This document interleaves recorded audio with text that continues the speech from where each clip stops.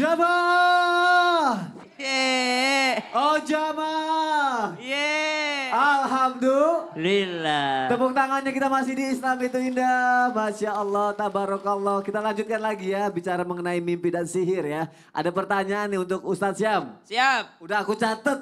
Oh, pertanyaan dari Mas Sony berarti. Ini nih, bener gak nih orang yang mimpi duduk ya di suatu tempat nih, dia dengan orang rame gitu. Tapi sebenarnya ketika dia duduk di satu tempat mimpi dengan orang rame, dia pernah merasakan kejadian itu sebelumnya. Entah itu kayak deja vu atau apa gitu. Bener gak kalau kayak gitu itu pengaruh sihir atau jangan-jangan ada kayak gak mungkin kalau aku jodohnya semakin deket kan udah Emang ada. pernah setelah nikah? Jawab aja. Tapi guru Gimana? Bener jodoh apa enggak tuh gimana tuh? Mas Sony serta jamaah yang dimuliakan Allah Subhanahu wa taala baik di studio ataupun di rumah. Al-Qur'an surah Az-Zumar ayat 42.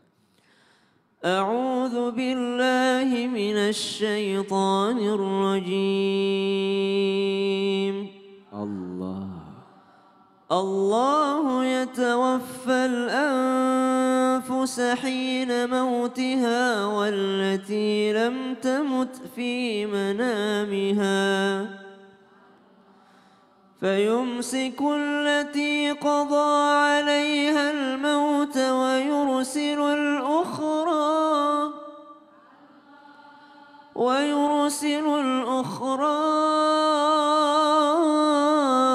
إلى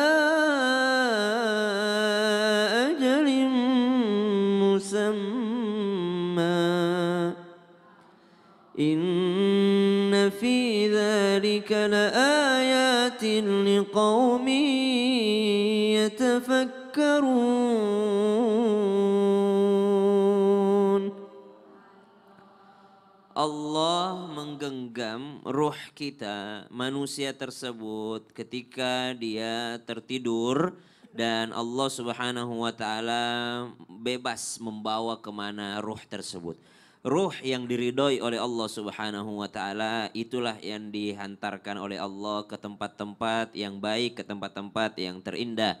Tapi ruh yang tidak berusaha mensucikan dirinya, tidak berusaha bertaubat, tidak berusaha berbuat baik, maka dia tidak akan merasakan kenikmatan di dalam tidurnya. Fayumsikul lati qadha 'alaihal maut wa yursilul ukhra ila ajalin musamma. Ada yang ditahan ruh itu sehingga itulah yang disebut dengan kematian, dan ada yang dikembalikan kepada jasadnya sehingga dia bangun dari tidurnya. Makanya doa bangun tidur adalah alhamdulillahilladzi ahyana ba'dama amatana wa ilaihin nusyur, karena sejatinya ketika kita tidur ruh kita sedang keluar daripada jasad kita. Maka subhanallah, orang yang bermimpi duduk di sebuah tempat dengan orang-orang yang ramai, maka menurut ulama kita itu adalah pertanda orang tersebut daripada orang yang sedang berusaha menyelesaikan masalah.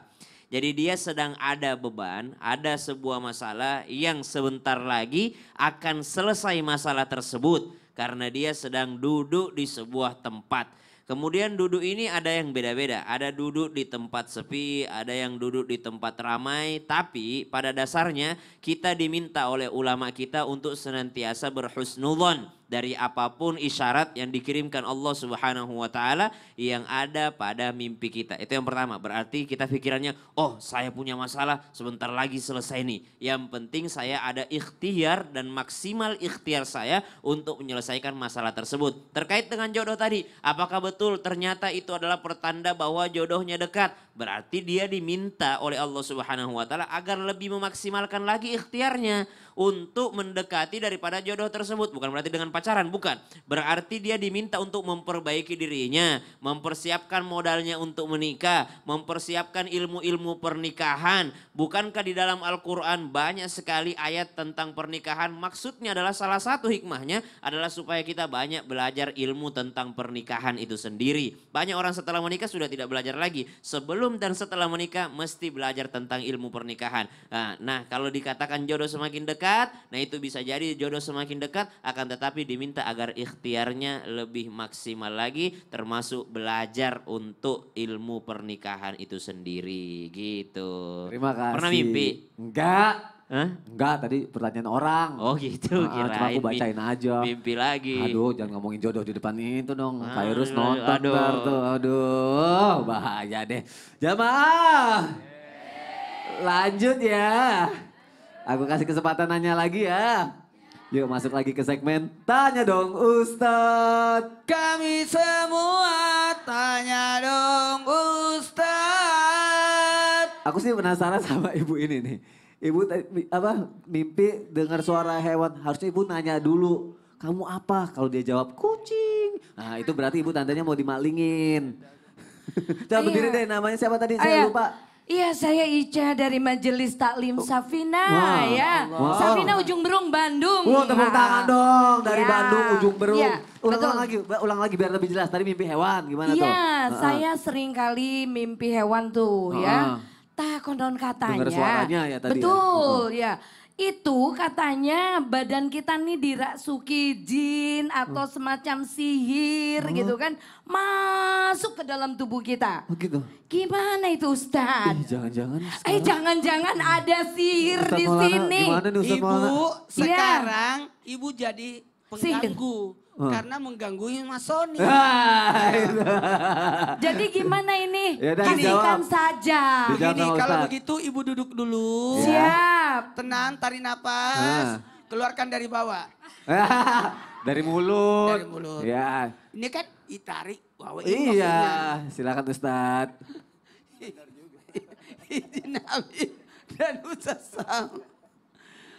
Baik, berbicara tentang hewan. Mimpikah atau memang ada di dunia nyata?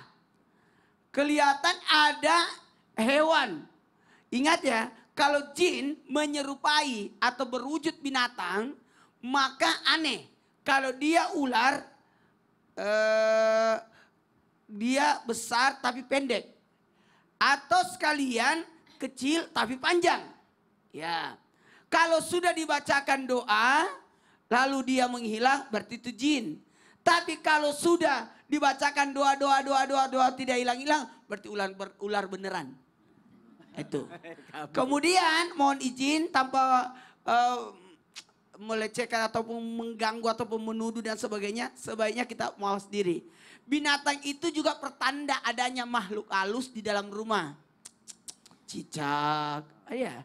Jadi ingat, binatang yang ada di rumah itu menyerupai sifat manusia yang ada di dalamnya. Kalau banyak tikus berarti dia jorok. Kalau banyak itu menyerupai sifatnya dia. Berarti kalau suka mubazir berarti banyak apalagi kecoa dan sebagainya. Jamaah. Oh jamaah. Makanya hati-hati. Justru ada tanda-tanda jin di situ. Kok bisa ada gangguan sihir? Kalau binatang yang kita pelihara itu terganggu. Atau tiba-tiba ada suara. Suara apa tuh Ustadz? Ya suara saya. Kirain suara apa?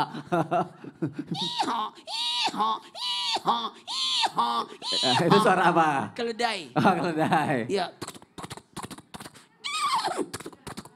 Itu kuda. Ya. Kalau anjing, berarti ada hantu dia lihat. Oh. Itu anjing kenapa? Berarti ada orang. Itu kenapa? Kejepit. Anjing kelaparan. kejepit. Tepuk tangan untuk Ustaz Maulana. Itu tanda anjing kejepit harus ditandain ya kayak gitu. Bukan berarti ada hantu ya. Masya Allah. Terjawab ya Bu ya. Masya Allah. Terima kasih sudah bertanya ya. Selanjutnya siapa? Oh boleh. Udah siap berdiri aja. Oke. Nah itu suara apa tuh? Suara anak kecil. Bismillahirrahmanirrahim. Perkenalkan nama saya Elis dari Majelis Taklim Safina Ujung Berung Bandung. Saya mau bertanya kepada Habib. Pernah mimpi kehilangan cincin.